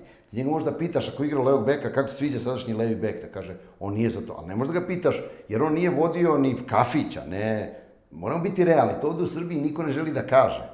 Ti znaš to. Pa mislim, dajte da hipodrom baš damo da vode pobednici galopske... Meni? Ne, galopske trke. Nije tako. Znači, naravno da veliki igrači imaju mesta u tome, ali moraju sebe onda i doraditi u tome. Učiti kao treneri, učiti kao rukometni funkcioneri ili sportski. Ima sjajnih primjera, ali sama činjenica si bacao loptu, a ja ti dajem mikrofon, da ti govoriš o nečem što ne znaš. Znači da te zloupotrebljavam. Ja ne volim kad se velike imena zloupotrebljavaju. Svako njihovo korišćenje u te olujne svrhe je bilo zloupotreba. Nisu tim ljudima sutra rekli, evo ti dobijaš sad, sve ti vodi. Ne, bio iskorišćen samo da napljuje nekog ovog prethodnika, kad je ovaj pao, onda drugi ljudi koriste tu stvar. To je negde uzgajeno 90. godine. Ja mislim da je to počelo kad je smenjen Tuta Živković posle prvenstva u Španiji. Čovjek osvojio bronzu. I onda se 4-5 igrača ovde u domaćim medijima. Vi ste mlađi, ne sećate se. Tuta je smenjen sa bronzom. u periodu kad on treba da zaređa 6-7 medalja, jer kad ta generacija raste, ovde je bila jedna medijska hajka iz koje on napadnu što je osvojio bronzu i on se čovjek sklonio. Mi ne odlazimo na olimpijadu gde Hrvati osvajaju zlato i kreće njihovo 2004. uspon i mi ostajemo na 3 bronze. Ne mogu svi igrači 3 bronze, ali Tuta je smenjen kad je imao bronzanu medalju na prvenstvu. Zato što iskorišćeni su igrači koji nisu otišli da pljuju i njega i Savez i tako dalje. Onda se to ustalilo kao model i hvala Bogu da nekad mi izađemo iz toga. Zašto sam malo porekao, ne arena zato što i tamo radi, zato što je arena donosila ono što se vidi, donosila emociju, istinu i nije se bavila spletkarenjima, nije se bavila muljanjima. Nažalost, ovi ljudi jesu. Da li zbog ćevapa ili 50 evra, neću ja da ulazim u to. Nisam se na taj način bavio njima. Posledica je da smo stvarili manje nego što jesmo. Da su rušili srebro da bi sad imali šta. Kritika je dobra, tera te napred, ali rušenje nije dobro. Onaj ko ruši taj fizički radnik, ko gradi taj stvaralac. A recite mi, postoji ta priča, neko će se složiti, neko ne, ali kako gledate na to da ljudi kažu da 2012. nije potpuno iskorišćena, da li marketinški, da li kao zalog za budućnost, pa i 2013. da kažemo, obe medalje i ne treba ih porediti na kraju dana jer jednako su, verujem, značajne i bitne za naš rukomet. Da, nije iskorišćena, naravno. I masa stvari o kojima sada pričamo su uticale na to. Mi smo posle obe medalje imali skoro jednaku tu unutrašnju atmosferu i kritiku kao i pre medalja. To je dokaz da to nije bilo stvar realnosti i rezultata. I posle tih rezultata nijedan novi dinar nije ušao u klubove. Ima stalno jedna floskula koju koriste, kad bi bio rezultat, oni na to nalože te momke koji ne mogu to da odskaju. A kad bi bio rezultat, bilo bi par u svim klubovima, pa bi mi svi našli nekakav poslovni aranžman. Pa nije tačno. Posle medalje nije došao ni jedan dinar u rukometne klubove. Pa sadašnja pomoć države, savezu i klubovima, da je tog trenutka postojala, mi bi danas, ne bi bili ko Mađarska, ali mislim u ukupnom rukometu, ne po kvalitetu i po medalju. Ali recite mi, evo... Nijedan novi dinar nije došao zbog toga što je rukomet produkovao tu atmosferu. Zato što kad pitate običnog čoveka na ulici, on ne zna ovo što mi sada pričamo. On kaže, a to je tamo gde se nešto svi svađaju, gde... Ja sam 2014. i povukao se između ostalog iz svega toga, da bi neko drugi išao napred. Da ako treba ta atmosfera da stane, da ode sa mnom. Ali hoću ovo da vas pitam, gledam i pričali smo i negde pre ove emisije o broju, ali i vi ste ih pomenuli, broj registrovanih rukometaša i rukometašica. Ja sada gledam o Danskoj, Francuskoj, pa na kraju dana i Mađarskoj. Koliko mi zapravo kaskamo za tome? Ali ajde da pričamo o vašem periodu.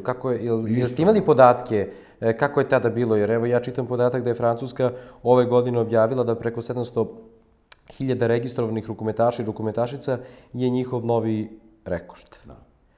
Danska ih ima malo više od 520, skoro 600.000 ako se računaju neki amaterski klubovi. Mađarska ima svoje rukometne akademije koje su očigledno u službi njihovih klubova, možda ne nacionalnih rezultata, jer Mađarska nema velika dostignuća u poslednjih nekoliko godina, ali kakav je tada bio presek stanja? Jel se sećate možda? Jednako loš po nas. Znači, samo su cifre bile manje, jer cifre uvek idu geometrijskom progresijom. Francuzi su imali 240.000, Nemci su dosta stabilni sa tih miliona ukupno, kako oni vode, što je nezamislivo, ali mislim, to je država u kojoj je to bio predmet u školi, mislim. Pa najrukometnije zemlje na svetu, da. Na kojoj to i stoji. Ali, recimo, Francuzi iz 240 na 600, to je ogroman skok. Mi smo tada bili na neidentifikovanih 12 do 15.000 i mislim da smo sada na toliko, možda i manje. Jedna od stvari je ukupna situacija u društvu. Teretane su pune, ali mi nemamo ni jednog medaljnog dizača tegova. Ovde su teretanu idu iz fenseraja, ne iz sportske kulture. Ja podržavam odlazak u teretanu iz sportske kulture, ali ovde se ide iz fenseraja. Zato što je atmosfera takva da je to in. A na rukomet ići nije in, zašto je kriva ukupno društvo koje nije ka sportu opredeljeno. Jer mi, naše vrhunske sportiste, govorimo smo mi sportska nacija, a mi u stvari smo nacija vrhunskih sportista. I bilo bi bolje da smo sportska nacija, da i dalje u svakom selu 1000 ljudi gleda rukomet u 3. ligi u Banatskom Karlovcu i da igra 50, kao što i radi, hvala Bogu, možda ne gleda 1000, ali 50 igra, nego da li će samo neko imati medalju. Jer te cifre stoje na tom dole. Stoje na tome da li imate 500 klubova umjesto 300. Mi smo uvek negde tu 250, 300, kako kad. Sad se smanjio broj. I da taj temelj bude širi, da bi rezultat bio lakši. Ovo je umetnost iz 12.000 praviti medalju. To stvarno treba da se u odnosu na ovo koji pravi od 600.000. Jer on u procesu selekcije, oni svi govore u vremenu, ne znam nije 80, pa Pokrajac je skupljao ekipu, profesor pokojni, 6 meseci pre nekog takmičenja. Izvao je po 40 ljudi. Gde četvrta postava Jugoslavije Pravio je selekciju. bi bila, četvrta postava Jugoslavije, četvrto levo krilo bi bilo u medalji.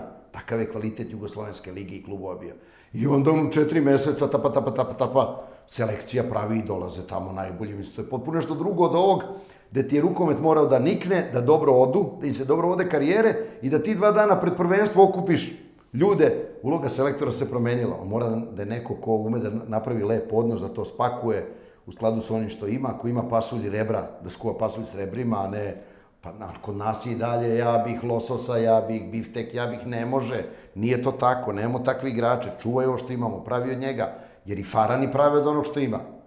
I izbrusili su nešto. Tako je, pa šta sad, a niske, ajmo da igramo rukomet za niske, pa šta ima veze? Ne, ti otpadaš. Mislim, to je, u vreme kad sam ja bio mlad, mnogo ranije je bilo bukvalno čim dođeš ispod, jer se igrao takav rukomet tamo 90-ih, 80-ih, Rusija, Sovjetski savez sa 2-0-0, kogod je ispod 1,90 m, ne može da traži, ćao. Znači, zato bi mi Ljubo Vranješa i da je bio ovde propustili. Mi bi Ljubu Vranješa da je bio ovde propustili, bi rekli šta ćeš ti, dečko, s 1,68 m. Aj beš tamo. Stine Breda Loftedel za današnje generacije ne bi igrala rukomet. Meni je jedan veliki rukometni radnik u Dinamu, neću govorim, jeste pokojni, ali njegovi su živi. Doduše, to je uradio Perić, ali kod Perića pogrešio. Pitao kad sam bio u periodu gimnazije u Dinamu i ja tamo hoću da se nametnem. Dinamo je nama bio pojam, igrao kup EHF, bio 2., 3. za plastike. I mene u nekom trenutku pita, kakav si ti učenik? Ja kažem, odličan. Više se ti posveti školi, a manje ovo. I to te kao dete zaboli, ali bio u pravu. Tešilo me što je to isto rekao i Periću. Pa je pogrešio. Ali je bio u pravu jer tad je takav stav bio. Znači da bi igrao čak bilo koju poziciju, to je... ali to je bilo 80-ih. Svet se promenio. Sada imaš to što imaš. Radi sa tim što možeš. Između ostalog je to stvar proširenja baze. Nemoj doteraš dete ovako. Pravi masu, iz mase će izaći, kvantitet će dati kvalitet. Mislim, to se uči u osnovnoj školi, malte ne. Tu mi nismo znatno povećali broj klubova i igrača i to će se osjećati uvek. Morat će biti umetnici ovih vektorskih, vremenskih tajminga nekakvih da naprave buduće medalje. Isto, da pravilno upravljaju, da ne opterete ranije, da kažu tad su špicevi ciklusa. Tad te devojke neke, koje su sad možda kadetkinje, juniorke, mogu da osvoje. Tad ti juniori mogu. Nemoj da ih izlomimo ranije. Nemoj ti ko selektor se posvađaš s igračem i igraš s tobom, jer smeta te, jedan drugo što kaže Rastko, sujeta, sujeta je dvostrana.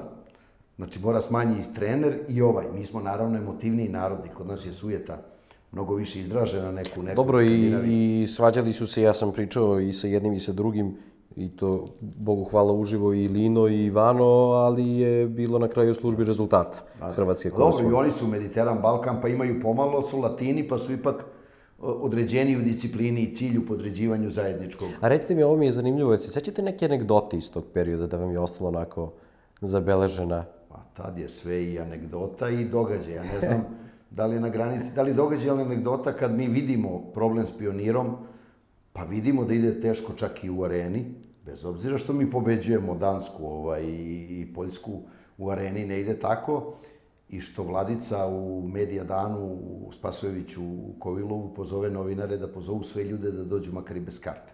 Jer u Srbiji je i ta jeftina karta bila mnogo, što naravno pravi katastrofu u organizaciji. I mi igramo poluvreme u kome gubimo švedske 3 razlike, odlučujuća utakmica. Drugo poluvreme je ušao Šešum i odigrao fantastično, pa smo pobedili. I on nam je falio za ono finale o kome pričamo, jer jedan taj sveži promena igre. Jer Danska je naterana da igra drugačiji odbor nego inače. Igrala je sa ta 2 i 5 duboko. Dublje u široku, 6-0, da. Čutura je bio umoran, nismo imali alternativu. To je da su nam drugačije sujete. Ja žalim za danom da tog dana nije bio Dugi Bojinović na spisku. Kao što Danci mogu da Jakobsen ili kako zove Jorgensen dođe kao komentator u Hrvatsku, Povrede se na treningu krila, selektor kaže dođi, ovaj se skine igre, oni su to zlato u Hrvatskoj. Da imamo tu vrstu građanja odnosa među sobom, da budući selektori u Srbiji, i ako neko nije na spisku, da tu radi kako treba, da ga drži negde na tu, da možemo taj dan kad nam treba... Jako zanimljiva stvar je, i rekao je Goran Šprem, i to me oduševilo kad smo razgovarali, kaže, ja sam bio, kaže, tad je u Portugal i u Argentini, a ispravit će me on porukom ili pozivom, kaže, ja sam bio 17. I sedeo, kaže, na tribina, ali sam ja bio najbolji 17. na svetu. Recimo, to Srbiji treba. Mi to nemamo. Mi taj proces ko nije na spisku, sutra ga 6 redakcija zove da pitaju što nije na spisku, ne zovu ove sa spiska. Sad i oni mogu i bolje iz toga da izađu, ali to neko mora da izgradi. To ne grade predsjednici. Znači, ja znam da je to problem, ali ne smeš da uđeš tako duboko, jer onda tvoj blizak odnos s igračima je problematičan. Znači, pitanje je kako shvata to trener, kako drugi igrač shvata. Ali recimo, mora u stručnom štabu biti više, za budućnost govorim, iz analize prošlosti, više takvih ljudi. Ali i ova hrabrost mora biti veća da završimo onaj događaj. Mi kad gubimo 3 razlike protiv Švedske, poluprazna je, i to ima sad divno se vidi na tim snimcima, da bi u poluvremenu, na moju odgovornost i na Vladicinu, taj poziv, pošto ti ljudi došli pred arenu, mi otvorili kapije. I kao u filmu Montevideo, kad ono poluvreme s Bugarskom, kad ide ona Burdarska ili koja već masa, tako ulaze ljudi i tačno se vidi, traje utakmice, dolazi mi sa -3, idemo na +3. To su događaji koji prave detalje, koji preokreću stvari, koji je s jedne strane anegdota jer je to panika, mislim, Boža Đurković se hvata za glavu, šta ako izbi incident, to je protiv propisa, ali ti moraš nekada da napraviš stvar koju Vladica napravi, možeš da napraviš neku stvar koju sam ja mimo mojih bezbednosnih i drugih principa napravio, jer nekad mora biti juriš i uradi. Ali evo, otkrite nam, i time hoću negdje da uvedemo pred kraj razgovora, Hrvatska je priča za sebe i to je verovatno jedna od najbitnijih utakmica srpskog rukometa u poslednjih XY godina. Bez obzira na to što je pobeđena Danska koja je trasirala put, što je sa Nemcima igrala nerečeno, ali sve što se dešavalo u toj utakmici je pokazalo da Srbija ima izuzetan kvalitet, jer mi smo gubili na poluvremenu od Hrvata koji su, meni deluje, kada gledam tu utakmicu, ušli bolju utakmicu. Imali su više rešenja, bolji protok lopte, možda naša odbrana nije bila idealna, ali šta je ono što je prethodilo toj utakmici? Kakva je bila organizacija, tribine, kako ste vi vidjeli sve to? Prethodilo je mnogo šta, rekao sam, dok još nisam postao predsjednik Partizana, išao sam na tu utakmicu u Zagreb kao deo ljudi koji pomaže Partizanu. Doživjeli smo prvo 40 metara transparent, pozdrav traktor brigadi, izbegličkoj vladi, i doživjeli smo cijela tribina bezbroj sa 1000 ljudi napadne 20 novinara i novinarki. Civila, potpuno nedužnih momaka i devojaka, gde smo unutra ostali bukvalno pokojni Juga Ramić i ja leđu u leđi, gledali koliko možemo da zaštitimo da ovi uteknu dok se ne desi. To je jedan odvratan događaj, znači u kome su nas maricama vozili do utakmice. To je 2005. 2005. Mi smo na gol izgubili, Sudžumu je ispala u nekoj kontri. Partizan je tada imao fantastičnu ekipu, na gol smo izgubili utakmicu i ostalo je to u meni u debelom sećanju, ne u želji da se osvetim, ali bilo je cilj dobiti, ako naiđemo na Kostoru, tu Hrvatsku. I jedna od stvari je bila da nama su bile pune ove druge hale, recimo Novi Sad je bio pun jer su dobro pravljene grupe. Francuska, Hrvatska, to je taj Kostor. I hrvatski navijači su bili sasvim dobro došli. Međutim, kako su oni dobro igrali, stvarno su i na utakmici nama dobro igrali i inače dobro igrali, recimo Francuska je otpala tamo, broj njihovih navijača se povećavao, što je super i što je dobro došlo. Ja stvarno nemam te probleme u bilo kojim negativnim emocijama, ali se ta masa uvek, kao i svaka masa, donosi, počeli su da preteruju u ponašanju, incidentima i iskazivanju nečeg što nema veze s rukometom. Tako su oni doživjeli da je u Novom Sadu izvršen jedan desant, bukvalno na njih, u odlasku sa zadnje utakmice, koji je napravio velike incidente, da je bilo povređen i tako. I onda je predsjednik njihovog saveza, Sandi Šola, pozvao na dan utakmice njih da ne dođu da gledaju. Mi to nismo mogli da zabranimo, oni su kupili jedno 5000 karata, koliko ja znam. Znači, ali je on kao predsjednik pozvao i podržao da oni ne dođu. Pitanje je atmosfere, incidenata, ne rezultata. Mi nismo ostvarili rezultat što je nama niko pomogao kao domaćini. Mi smo imali podršku publike i samopouzdanje. Mislim, to što si domaćin ti ništa ne garantuje jer 90% domaćina je stvarno. Ali nama značila ta emocija jer smo imali taj put pre toga. Sad ne znam kako bi s 5000 bilo hrvatski i kako bilo ako to pređe u incidente. Znači, to je deo predigre, nedolazak njihov. Ogromna tema je bilo da li će doći, ne doći. Ogromna tema je bilo kad 20.000 ljudi kako obezbediti da neko ne napravi nešto i kad gubiš, takvi smo rizično, ali je bila savršena i bezbednost. Mislim, policija je ogroman posao uradila tokom celog prvenstva, redarske te službe, sve je to bilo dobro. Ljudi su održani, na vreme smo prevrnuli rezultat. Darko Stanić je rekao kad je izašao iz poluvremena, na svakoj sam lopti, kačim je, ali nisam odbranio, drugo poluvreme ne procenjujem, nego gde sam rešio idem. Znači, to je, ljudi ne razumeju koliko je on korak ispred u mnogome i misle da je to neko ko stane i maše. Znači, rukom. I bukvalno drugo poluvreme to je uradio. Išao je ceo na te lopte i krenuo je taj nekoliko odbrana. Ekipa je bila dobra, igrala tu odbranu. Iz moje glave je bila želja za pobedom, a druga želja je da ne pođu stvari lošim pravcem. Mislim i da ne izgubimo, ne znam se kako će to završiti. Ne mislim samo u hali, nego inače i po rukomet, i po ceo plan, i po tu žensku reprezentaciju, koju danas ne pričamo. Ja sam vjerojatno imam obe medalje, i mušku i žensku, na neki način, čak i veteransku. Ali bi možda ugrozilo i to. Znači, taj poraz, pa razočarenje, pa reakcija publike, kako je taj rezultat išao dobro, sve, i onda ono na kraju zašto ćutite, bez obzira na jedan i uvredljivi deo, na kraju je ipak najsrećniji trenutak na svetu. Ja to ne gledam kao uvrede i nacionalizam, kad 20.000 ljudi peva, nisu ni svesni kad pevaju. Svi izražavaju jednu emociju ogromne sreće. I to se teško ponoviti, stvarno, da tako bude puno, da takav naboj bude, da ekipa tako odigra kad je važno da budu složni. To je nešto za što sve muke prethodnih godina. I u klubu, u Partizanu i u Savezu čovjek ne žali posle toga. Naravno, ni zbog ženske, Hrvatske, ni zbog odlaska u Olimpijadu. A to je neki trenutak kad kažeš, aha, ostvaruje se. Znači, valjalo je, vredelo je, ajmo da ostvarimo i ovo do kraja. Ta 2012. muška kaže, potvrđujete da ćeš sa ženama, moglo i 2012. u decembru. Moglo je. Ali da ćeš 2013. sigurno, da ćeš ostvariti, da ćeš otići na tu Olimpijadu koja je bila san i tako dalje. Tačno je ono što smo malo rekli, nije dobro komercijalno, medijski po broju rukometaša ostvareno iz više razloga, ali uglavnom je to ta stvar na koju mi nismo uticali, atmosfera i mediji. I košarku drže atmosfera i mediji. Znači, popularnost ne drži sama ona i kad ima rezultat i kad nema odjednom 20.000 ljudi, klubskih onih, mi to na neki način ovde nemamo. Nažalost, nije sve ostvareno, ali ostvareno ono što je Srbiji rukometno i dan danas deluje kao nedostižno. Ja mislim da je dostižno, ali se mora osloniti na to. Znači, i mora put ići kroz to.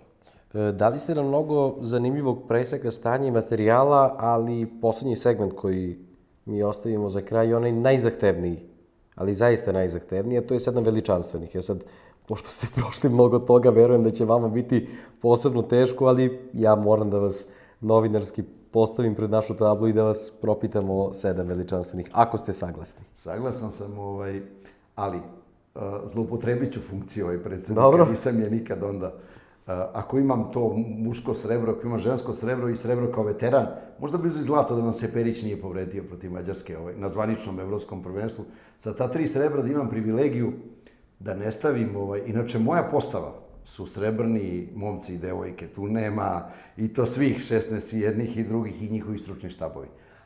Ako nije niko od njih, ja ću začas da stavim mušku, ipak sam iz muškog rukometa. Jel da? Da, a samo je uslov da nije niko od njih. Inače, ako su oni, onda su oni. Ja tu ne bih menjao. Njih ćemo staviti sa strane pa da pričamo o generalno rukometašima, rukometašima. Meni mnogi ljudi kao za selektore njihove, bez kojih ne bi, kao za neke članove stručnog štaba, za neke članove mogu upravo onda kažu, da ti nije on. Pa da, ali ja nikog iz te ekipe ne bih menjao, jer to je celina. Za bilo koga. Znam ja da neki igrač možda bolji, ali ne, ovaj je moj, s ovim živim. To je čuveno filozofsko pitanje, da li je reprezentacija skup najboljih 11 ili 11 najboljih, otprilike. To je, znači, od onog što imamo napraviti najbolje. To je, i voleti ih najviše na svetu. Nemamo mi druge. Hoćete onda ovako, znači, da završimo emisiju na ovaj način u ovim foteljama, da kažemo... Ali reći ću i odavde postavu, vrlo... Recite mi. Selektori su, znači, zajedno Hasan Efendić i Vranješ. Dobro. Levo je Sigurdsson. Dobro. Levi bek je Nikola Karabatić. Dobro. Srednji je Dugi Bojinović. Dobro. Desni bek je Olafur Stefansson. Ok. Desno krilo? Desno krilo je Lindberg, Hans Lindberg. da, i pivot je Markus Alm. Golman. Golman Perić. Jako zanimljiva postava. Pa nema, to je najbolja postava. Osim ovih 32 ili 36. Dobro, njih smo stavili sa strane, da. Svetu. I mogu da je stavimo u nekoj igrici video protiv bilo koga. Dobijaju sve. Čak bez specijalca za odbranu. Ova postava igra i odbranu i napad. Činjenica, Nikola se vraća, Dugi se vraća, Olafur se vraća. Hvala vam puno na izdvojenom vremenu, hvala vam puno na tema, ali nije, verujem, poslednji put da ćemo se družiti. Zvaćemo vas da pričate na još nekoliko zanimljivih tema, ali evo, za ovo prvo druženje verujem da smo protresli mnogo stvari i da ste rekli nešto što nije bilo toliko poznato, a tiče se tog vašeg rata. Hvala još jednom. Treba pričati mnogo zbog budućnosti. Hvala Srpskom rukometnom savetu što je pokrenuo podcaste, da to prenese, što su pokrenuli rukomet u vrtićima, što su pokrenuli rukometne karavane, što su pokrenuli rukometnu biblioteku, što su održali srebrno veče i u ime svih ljudi koji su dobili zahvalnicu, ja im zahvaljujem jer pola ljudi je imalo suzu u oku te večeri. To je jedan novi vetar koji samo doprinosi rukometu, nikom ne šteti, oni nemaju prema nikom od nas negativan stav i to je lepa stvar i treba je podržati. Ovi podcasti su lepi, ono što sam ja do sad gledao su odlični, nek budu još drugačiji, nek ih bude još i više. Rukometu najviše fali priče i razgovora, komunikacije. Hvala ti. U to ime hvala vam.